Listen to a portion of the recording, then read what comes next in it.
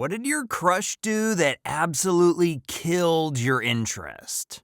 Attempted to get through a horror movie together, and he kept letting the movie run, then rewinding the movie so that the horror never came. He pretended to be scared and would whine about the scare that was coming. I guess he thought this was a cute gesture and would refuse to continue. It dragged on a 5-minute scene into a 45-minute production of his, "Oh no, but I'm scared. No, I don't want to. This is terrifying." This was a guy who told me that he loved horror movies. He was full of really weird contradictions, but this was the straw that broke the camel's back. There were a lot of questions, so I'll try to answer some of them. What was the movie? It was an older J horror movie called Kuchisake Onna. I think the English title was something like The Carved Mouth Woman. You mentioned he fast-forwarded. Do you mean rewound? Nope. I do mean fast-forwarded. He would rewind, then fast-forward to get to the beginning of the scene, and then pause it and whine about how it was going to be scary. He would also study the paused scene and look at clues to determine what the scare was going to be. Did you comfort or hug him? It was maybe the second time we'd hung out together, so even though I was interested in him, it was too early to say we were dating. And I was pretty shy and kind of reserved, so no hugging would have ever happened, even if it had all gone well. What were you doing during the 45 minutes? I remember thinking, is he for real? Then thought that somehow maybe he was trying to tease me. He's a man of a lot of contradictions. So I played along for a while. By the time 15 minutes passed, I'm sure I was sighing audibly. I suggested that we stop and maybe watch something else. He refused. Close to the 30-minute mark, I think I snapped and said words to the effect of, "Come on, it's probably not that bad. Let's just finish, go through it, and continue the movie. Don't waste time." He laughed and kept up the one-man show of, "I'm a sensitive man and I'm not afraid to show it." I gave up and just started looking through my phone because this was such a waste of time. And finally, I think he realized he'd gone too far and let the scene play out. Did you end up finishing the movie? Nope, because he tried the same thing at the next scary part, and I made my excuses and got out of there. Was he a child? Nope, fully grown male of legal age. Why didn't you just stabby stab him? I considered it, but I wasn't carrying my Dexter kill room equipment and the blood would have been too messy. Just kidding. He was tall and I'm pretty short, probably wouldn't have ended well for me. Did you let him know why you didn't want to see him again? Nope. I never told him that this was the defining moment in which I lost interest. He was also kind of controlling and had a number of really weird quirks that I won't bore my fellow Redditors with. Basically, we just didn't talk as much after that, and that was that.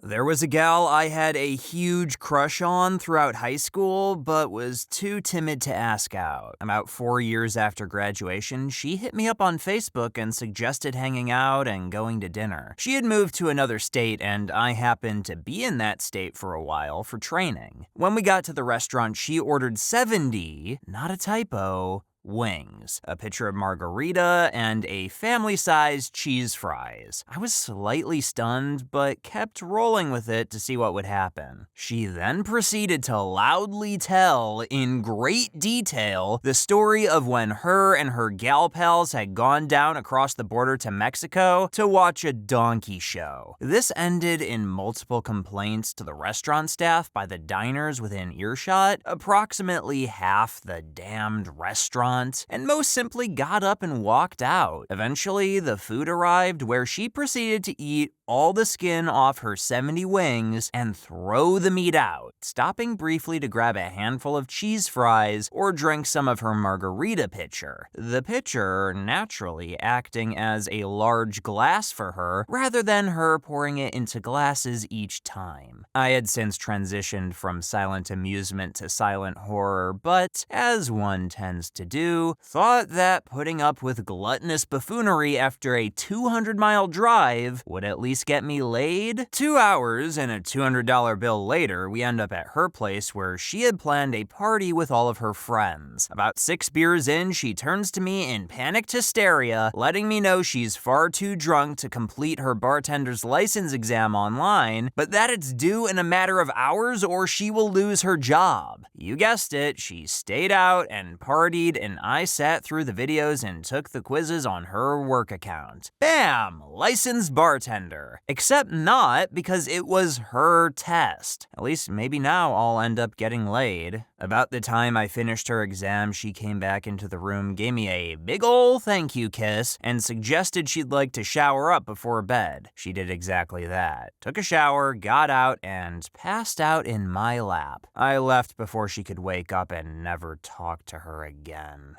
We went to Disneyland, where I had an annual pass, with my friends and family for an event called Dapper Day, where you dress up in dapper clothing so everyone looks very old-timey. I had done it for years with my friends, and he wanted to come, and my mom and siblings were going for the first time too. I was really excited as it was the first time he had ever met my family. Well, we went on one ride with my family and friends, and then he said, "Do you want to go on a ride, just me and you?"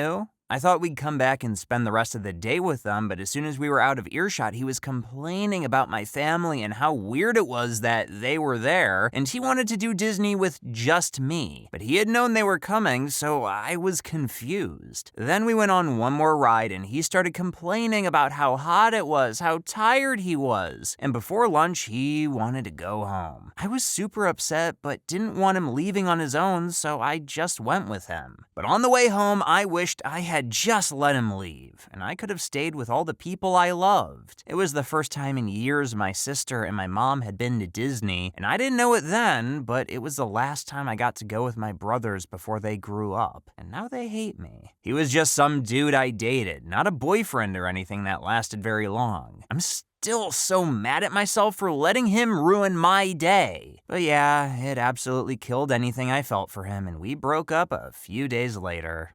1. He brought his untrained dog on the date without asking. I love dogs, trained dogs that don't lick my face and respect personal space, such as my own dog and many of my friends' dogs. 2. He had a TV sound system subwoofer strapped to his back seat, broken and stuck on 11 or something, wouldn't let me turn the music down. I'm convinced that one date actually caused hearing loss. Poor dog. 3. He blew smoke from his joint in my face when I told him I didn't smoke because I get anxious. 4. Ordered food delivery for himself and told me I couldn't have any because leftovers were for his lunch tomorrow. 5. His car was painted with wall paint. 6. He yelled at me when his dog stressed me out by having explosive shit on the rug, and then running over to me and attacking my legs. I didn't want to be shit on, so I said no and tried to step away from the dog. He asked me why I don't know how to deal with dogs. Then he proceeded to smack his dog.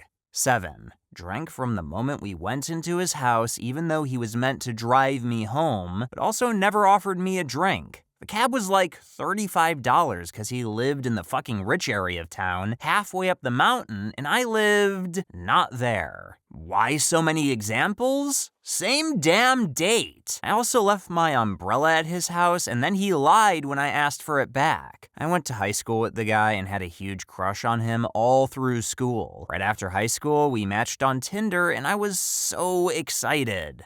We were in the process of getting together. She had called over and we spent an afternoon watching movies and sitting close together. By about 8 in the evening, she was considering staying later and I was casually encouraging her. She asked if she could take a shower and I was like, yeah, sure, of course. Glad that the bathroom was clean and tidy and I had fresh towels. Anyway, about 4 minutes later, she calls me saying she needs help with the shower. And I give her a moment to get a towel around herself and knock on the bathroom door. She opens it completely naked and shows me that she's having trouble with the shower controls. So I'm kind of unsure whether to make the move or start with the controls, so I go with the flow and show her, this is hot, This is cold, this is pressure, this is rainforest, and this is power jets. In the 5 seconds it takes me to do this, she has sat on the toilet. Which is kinda a weird thing because I need to be able to make sure the next move, and she's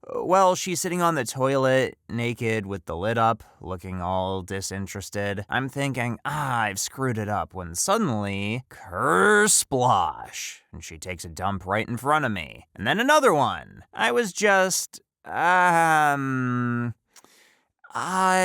leave you to it.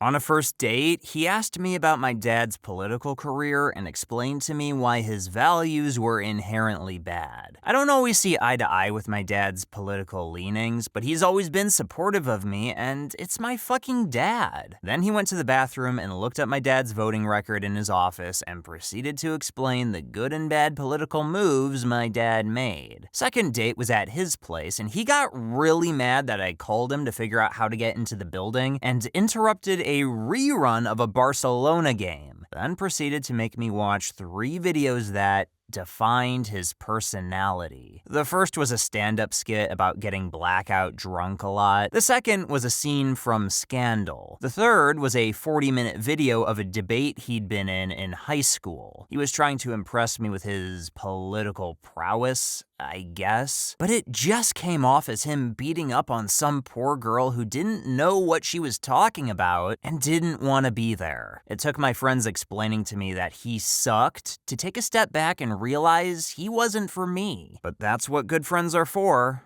Sorry for my bad English, but here is my story. I had a crush on someone, let's call her Amanda. For 3 years, I tried to get with her. Amanda used me if she needed attention, and I was cool with that. One night, Amanda was ringing my doorbell at 2 a.m. It was obvious that Amanda was drunk, and I let her in so we could talk. After a few minutes, she said she wants me to fuck her. I told her that I never sleep with someone who's drunk, but we could do it when she is sober. She got angry and the insults came flying. She stormed out of my house, got in her car, backed it up into my motorcycle, and drove away. I never talked to her again after that night. Let me answer a few questions. 1. Did you call the police? When this all happened, I was in shock and didn't even think about calling the police. I texted her parents and explained the situation. I didn't report her because her parents offered to pay for the damage. 2. Was your motorcycle damaged? Yes. I don't know the words in English for what was damaged, but the cost to fix it was about $2,000. I saw a bit of a tattoo under his shirt, so naturally I asked him what it was. It's an eagle.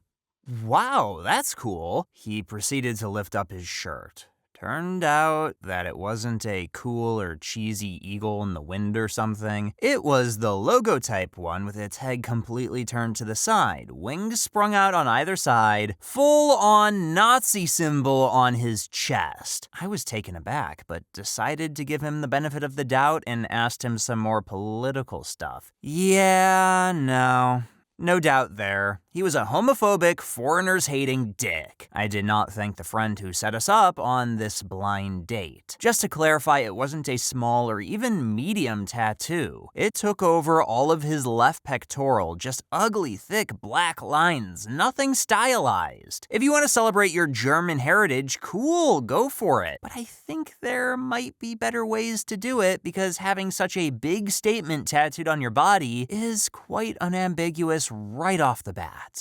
In college, I was crazy about a girl named Megan. She was maybe 2 years younger than me, blonde, life of the party type gal. Took her to dinner and chatted her up about her life. Got to talking about past significant others and realized she had very little experience with meaningful, loving relationships. Romantically, it seemed she was on autopilot. In fact, the more we talked, the more obvious it became that she wasn't ready to love anyone but herself. herself. Which, good for her. Self-love and self-discovery are kind of big parts of going away to college and growing up. But I realized in that moment that what I wanted versus what she wanted were miles apart. It was a crystallizing moment, and I felt the distance between us widen and watched her shrink away. Never asked her out again, and she never asked why. Either she felt it too, or autopilot just kicked in, or she just wasn't interested.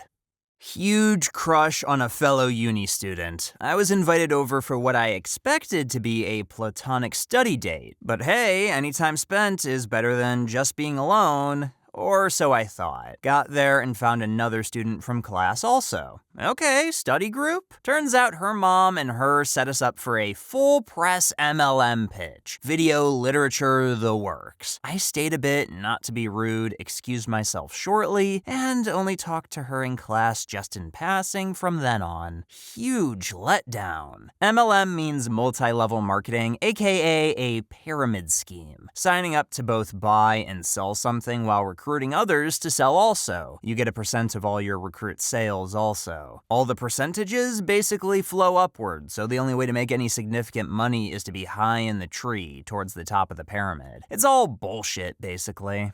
He talked about how he and his friends used to abuse farm cats. They talked about one that was buried and then run over. I did a quick 180 and absolutely hated him. A little late now, but thank you everyone for the upvotes. Unfortunately, I only heard about the abuse when he was talking to someone else, and it wasn't a recent thing. Think high school, and at this point he was a few years into college. I also live in Farmtown, USA, so this really isn't an uncommon thing, and I doubt the cops would do anything. I'm glad to see so many caring people on here, though. Cats don't get as much love in my community as they should. Our three are here living in spoiled royalty, and my dad hates it. When I was a teenager, we worked together as lifeguards. I adored him so much until one day he just starts talking about this random woman that he didn't know and wasn't even there that was wearing shorts. He said she was fine until she sat down and had some cellulite on her thighs. And he kept being angry and talking about how she should be doing squats to be more appealing. Like, his rant was angry and long and no one was adding to his conversation. Just silence. After that, I took off my rose-colored glasses and saw that he was, in fact, a huge douchebag. I'm kinda grateful he showed himself that way, because I was really into him until then. Could have been a bad time for my teenage brain. Bouncer at a bar I used to go to. I had a mad crush on him. He was beautiful. He was a bit of a tart. Every night, some starry-eyed, equally beautiful woman would leave with him. Being a bit of a tart was not a deal breaker for me. I was too back then, if not as successful as him, as I'm not a super pretty girl. The hot girls were gone, and he informed me that he was willing to take me home that night. No, nothing less sexy than, "That'll do, pig." Being treated like a sure thing, and of course the answer is gonna be yes, because how would someone like me turn down someone like him? I invited her to my place for ye old Netflix and chill. My dog, who was still a puppy at the time and not easy to train, greeted her excitedly at the door. She responded by saying, "Get your fucking dog away from me!" She was only at my house for like an hour before I asked her to leave. She was nasty to my dog the entire time, called him a couple of names, and at one point kicked at him because he had the audacity to lay down near the bathroom door. I had this thought about how if she were willing to be an asshole to my dog this early in the relationship, how badly would she treat him when she settled in and, God forbid, end up alone with him? Bye, Felicia. This was in college. We were acquaintances and had a few classes together. He was cute, funny, and I totally had a crush on him. He asked me out to dinner and a movie. At the restaurant, he ordered the most expensive things on the menu. Apps, drinks, lobster, and even dessert. When the bill came, he said, "You got this, right?" I was so embarrassed I paid. Then I said I'd skip the movie because I wasn't feeling well, and he asked me to give him $20 for gas and for wasting his time. I didn't and just left. Ugh. After that, he couldn't seem to understand why I didn't want to go out with him again. Basically shut me down and made it clear to me that I was being the typical nice guy cliche. This is back when I was about 20. After a couple of days of sulking, I started examining my behavior and realized she was absolutely right. Glad it happened. My ideas of how a relationship should work were entirely twisted at the time. I got my shit together shortly after, addressed my stupid and entitled behavior, worked on myself, mentally and physically, and eventually met an amazing woman who is now my wife. Scary to look back and think how close I got to becoming one of those incel neckbeard types. Dude was the perfect epitome of the term douchebag. He used to be nice to people only to gain their trust and then betray them. He was attractive, though, and a smooth talker as well. We started talking, became friends, and I developed a crush on him. Unfortunately, I never knew then what kind of double-headed snake he was. Then, on one day, I witnessed him throwing his best friend under the bus just to save his reputation. Completely lost interest, cut ties with him, and he gave no shits about it. Only then did I realize how toxic people can be sometimes. I was a midnight clerk at a truck stop, and very good-looking man came in every night on his run to visit with me. He wore an ankle monitor for probation and parole. I asked about it, and he told me he was falsely accused of kissing his ex-wife's daughter. She was 13. I took his word. He seemed to be a real good guy. About 2 weeks later, we were bullshitting and flirting, and a little girl about 12 years old came in with her dad. He looked that little girl up and down like a pervert. I was instantly sick to my stomach. Not crush, but most recent ex. I think I started to lose feelings when he would flat out not bother to hold a conversation with me. At dinner, in the car, anywhere. He also expressed mild disgust anytime I would be slightly outgoing, loud, or just myself. Yet claimed he cared about me and that I was kind, etc., etc. I think he was just too introverted and logistical compared to myself. He also only ever played his music in the car, so I spent almost 2 years with an enormous lack of Led Zeppelin in my life, which was righteously uncool and ungroovy. I was giving her a place to sleep when she was feuding with her mother. After weeks of picking up after her, I dared to complain. She had a screaming fit, packed up her crap, and left. I was glad to be rid of her until later it got around to me that she was telling people on Facebook that I kicked her out for refusing to give me a blowjob. There is a lot I can forgive, but that was the first time I had ever had anyone just straight up make stuff up about me. Fuck you, eh?